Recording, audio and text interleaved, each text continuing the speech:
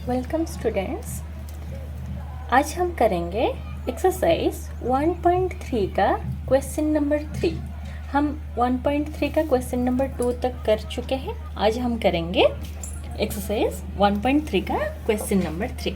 तो यहाँ पे आपका क्वेश्चन है कि आपको एक सेट दिया गया है कि A इज़ अ सेट जिसके अंदर क्या क्या एलिमेंट है, 1 है, 2 है और यहाँ पे जो 3, 4 है, देखो इसको उसने ऑलरेडी एक सेट के अंदर लिखा है। तो यहाँ पे जो एलिमेंट है वो 3, 4 ऑलरेडी ये एक सेट है, तो ये पूरा का पूरा एक एलिमेंट है। यहाँ पे 3 और 4 जो है वो अलग से एलिमेंट नहीं है, ठीक है। 1 है, 2 है, 3, 4 है एंड 5 है। तो which of the following statements are incorrect and why. यहाँ पे ये क्वेश्चन पूछा गया है कि इसमें से जो स्टेटमेंट दिया गया है इसमें से कौन सा इनकरेक्ट है और क्यों है। तो पहला सवाल यहाँ पे लेते हैं, इसका सल्यूशन देखते हैं। यहाँ पे ये लिखा है कि क्या 3, 4 जो है, 3, 4 का जो सेट है वो एक सबसेट है ए का। देखो पहला क्वेश्चन इनकरेक्ट है, क्यों? क्योंकि 3, 4 जो है यहाँ पे 3, 4 जो सेट के अंदर आता है, तो यहाँ पे 3, 4 सेट ये जो है ये ए से बिलोंग करता है, मतलब ये सेट ए का एक एलिमेंट है, ना कि ये सेट ए का एक सबसेट है, ठीक है। यहाँ पे 3, 4 जो सेट के अंदर है ये इसका एक एलिमेंट है। अगर ये सबसेट ना लिख के ये बिलोंग्स टू लिखता तो ये सही होता। तो यहाँ पे ये सेंटेंस क्या हो जाएगा, तो हम लिख देंगे यहाँ पे दिस इज इनकरेक्ट, ठीक है। ये इनकरेक्ट हो गया आपका। क्यों? क्योंकि हम यहाँ पे लिख देते हैं यहाँ पे बिकॉज यहाँ पे जो 3 और 4 ये दोनों क्या करते हैं, यहाँ पे ये 3 है ये भी बिलोंग करता है सेट 3, 4 से, ठीक है। लेकिन ये जो अकेला 3 है या फिर अकेला 4 है ये सेट ए से बिलोंग नहीं करता। ये कहाँ से बिलोंग करता है, ये 3 जो है ये 3, 4 वाला सेट से बिलोंग करता है, या तो फिर जो 4 है ये भी 3, 4 से बिलोंग करता है, ना कि ये सेट ए से बिलोंग करता है, ठीक है। और यहाँ पे हम ये भी लिख सकते हैं जो 4 है ये भी बिलोंग करता है 3, 4 से, ठीक है। लेकिन ये कहाँ से बिलोंग नहीं करता है, लिखेंगे but 3 does not belongs to, नहीं बिलोंग्स टू में नहीं लिखेंगे, यहाँ पे लिखेंगे 3 और 4 this is not a subset of A, ठीक है। ये बिलोंग करता है सेट ए से लेकिन ये सबसेट नहीं है, ये उसका रीज़न हो गया। नेक्स्ट देखते हैं, यहाँ पे लिखा है कि जो 3, 4 का सेट है ये बिलोंग करता है सेट ए से, ये बिल्कुल करेक्ट है। मैं आपको अभी अभी बताई कि 1 बिलोंग करता है, 2 बिलोंग करता है और 3, 4 जो सेट है वो भी बिलोंग करता है। यहाँ पे सबसेट था इसलिए इनकरेक्ट हुआ, लेकिन ये जो हो गया ये आपका करेक्ट आंसर हो गया, ठीक है। अच्छा, इसके लिए हम कोई रीज़न लिखने की ज़रूरत नहीं है, ये लिखा है, पूछा है कि कौन सा इनकरेक्ट है उसका आंसर बताओ। थर्ड पे चलते हैं, यहाँ पे लिखा है 3, 4 जो सेट है, मतलब यहाँ पे मान लो कि ये एक एलिमेंट है 3, 4, तो कोई भी एलिमेंट को अगर हम सेट के अंदर लिखेंगे तो वो एक सबसेट हो गया यहाँ पे। तो यहाँ पे लिखा है 3, 4 जो सेट है इसको अगर मैं सेट के अंदर लिखूँ तो ये भी एक सबसेट हो गया ए का। तो this is also A correct statement, ठीक है। अच्छा, नेक्स्ट चलते हैं 4 पे। यहाँ पे लिखा है 1 बिलोंग्स टू सेट ए। देखो 1 जो है वो ए को बिलोंग करता है, तो ये भी आपका करेक्ट हो गया स्टेटमेंट। नेक्स्ट चलते हैं 1 इज ए सबसेट ऑफ ए। नहीं, ये इनकरेक्ट है। क्यों? अगर 1 के साइड में ऐसे ब्रैकेट लगा रहता तो ये सबसेट होता आपका। तो यहाँ पे ये क्या हो गया, दिस इज इनकरेक्ट हम लिखेंगे, ये आपका इनकरेक्ट हो गया। क्यों?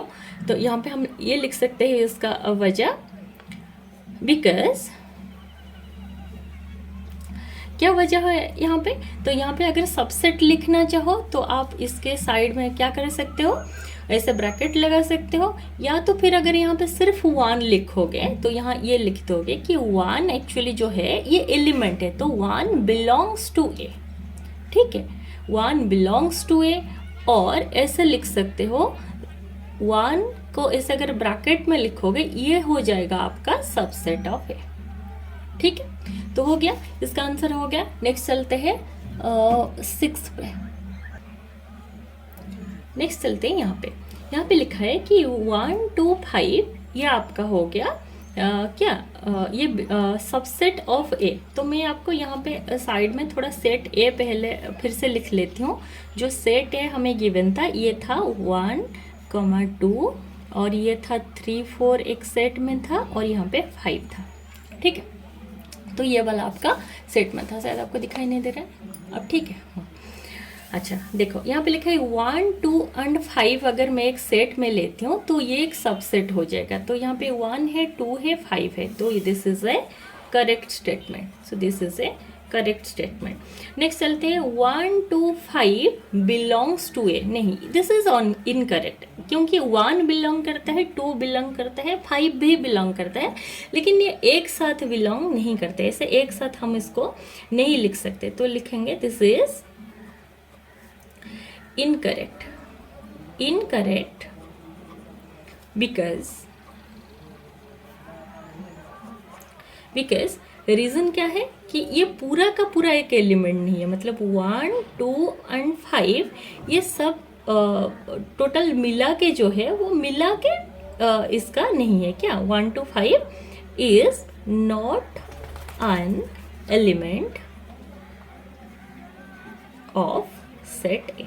ठीक है, ये सबसेट हो सकता है लेकिन ये बिलोंग्स टू नहीं हो सकता। अगर आपका बिलोंग्स टू होता तो ऐसे लिखा होता 1 बिलोंग्स टू ए, या तो फिर 2 बिलोंग्स टू ए, या तो फिर 5 बिलोंग्स टू ए। ये अगर लिखा होता तो आपका सही होता। ठीक है, नेक्स्ट यहाँ पे चलते हैं। लिखा है 1 2 3 इज ए सबसेट ऑफ ए। देखो 1 है 2 है लेकिन 3 नहीं है, 3 एंड 4 ये मिला के है, तो ये भी आपका जो है ये भी आपका इनकरेक्ट है। This is incorrect. क्यों यहाँ पे लिख देते हैं? बिकॉज यहाँ पे जो 3 है वो नहीं आता है। 3 बिलोंग्स टू, 3 किस में से आता है? 1 2 3 से आता है, बट यहाँ पे लिख देंगे वो है 3 does not belongs to set A. 3 जो है वो सेट ए से नहीं आता है, वो दूसरे सेट से आता है। ठीक है, तो यहाँ पे ये नहीं हो सकता। नेक्स्ट चलते हैं। लिखा है 5 बिलोंग्स टू ए। देखो यहाँ पे कहीं पे भी 5 नहीं है। हमें पता है कि 5 is a subset of every set, लेकिन 5 बिलोंग नहीं कर सकता यहाँ पे, तो this is incorrect. This is incorrect. क्यों? क्योंकि 5 इज, लिखेंगे यहाँ पे because 5 is not an element, not an element of set A। ठीक, नेक्स्ट चलते हैं हम। लिखा है 5 इज ए सबसेट ऑफ ए। देखो 5 यहाँ पे सबसेट है या नहीं है, this is absolutely correct answer. क्यों? क्योंकि हमें पता है, यहाँ पे मैं रीजन लिख देती हूँ, because 5 is a subset of every set. 5 is a subset of every set. ठीक, अच्छा यहाँ पे देखो लिखा है कि 5 के साइड में भी ब्रैकेट लिख दिया है। लास्ट का लिखा है 5 लिखा है, लेकिन 5 के साइड में भी ऐसे ब्रैकेट लगा दिया, तो ये लिखना तो पहले गलत है। या तो आप ऐसे लिख सकते हो 5 और इसको ऐसे लिख सकते हो खाली ब्रैकेट। तो ये जो लिखा है ये पहले तो गलत है, तो इसको हम नहीं बोल सकते। तो हम ये बोलेंगे क्या कि this is incorrect. This is incorrect. क्यों दिस इज इनकरेक्ट? क्यों? हम यहाँ पे लिखते हैं कि बिकॉज कि 5 जो है वो बिलोंग करता है सेट 5 से, लेकिन ये नहीं हो सकता कि 5 बिलोंग करता है सेट ए से। 5 जो है वो सेट ए से बिलोंग नहीं करता। तो ये हो गया आपका क्वेश्चन नंबर 3 कंप्लीट। नेक्स्ट चलते हैं हम क्वेश्चन नंबर 4 के तरफ।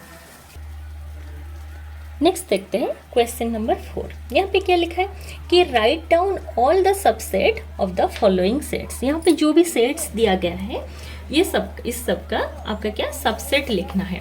तो यहाँ पे हम पहले सोल्यूशन पे चलते हैं। तो पहला सेट जो दिया है वो दिया है सेट ए।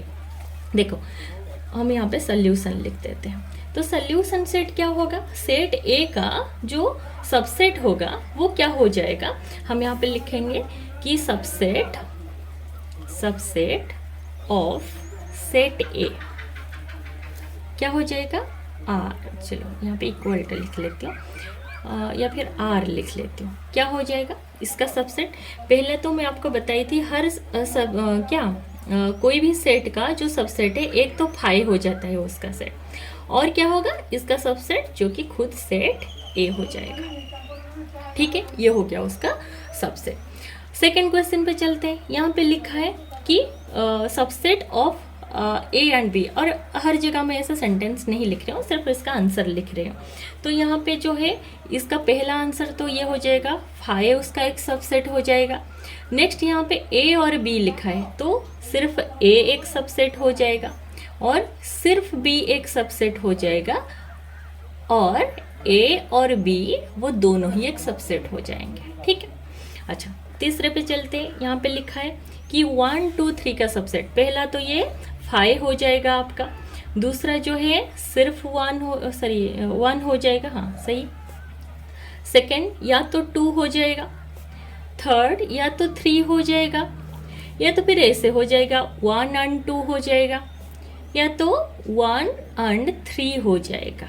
अच्छा और क्या होगा, या तो 2 and 3 हो जाएगा, और क्या हो जाएगा, या तो फिर ये तीनों हो सकते हैं 1 2 3, ये तीनों हो जाएंगे।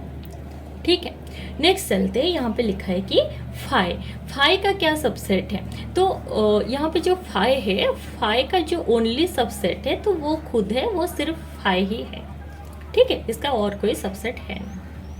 चलो यहाँ पे लिखा है, नेक्स्ट है क्वेश्चन नंबर 5 आपका। यहाँ पे लिखा है how many elements has P of A, मतलब power set of A, if A equals to 5, मतलब ए एक ऐसा सेट है जिसके अंदर कोई एलिमेंट है ही नहीं, उसका पावर सेट क्या आ जाएगा। अच्छा चलो यहाँ पे सोल्यूशन लिखते हैं।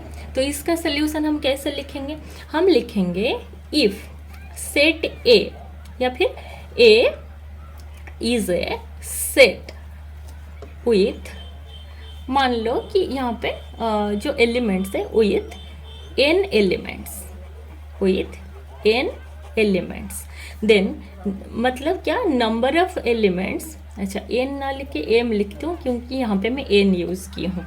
तो यहाँ पे लिखूँगी अगर number of elements in set A equals to M हो गया, तो मैं आपको बताई थी कि number of elements in power set of A में कितना हो जाएगा, पावर सेट ऑफ ए में इतना हो जाएगा 2 to the power m हो जाएगा, ये बताई थी।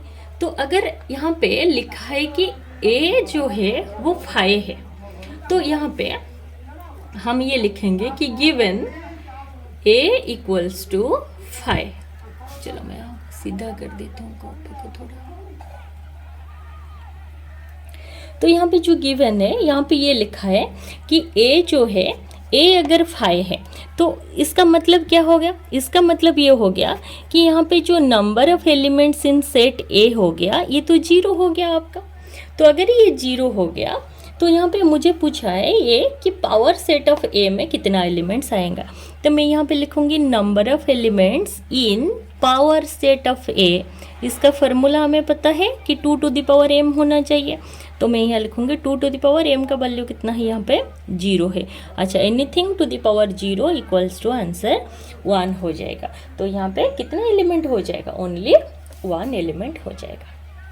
क्लियर, ये हो गया आपका क्वेश्चन नंबर 5। नेक्स्ट हम चलते हैं आपका क्वेश्चन नंबर 6 के तरफ। तो क्वेश्चन नंबर 6 में क्या है यहाँ पे कि राइट द फॉलोइंग इंटरवल। यहाँ पे इंटरवल के बारे में पूछा है कि यहाँ पे जो इंटरवल है उसको लिखो।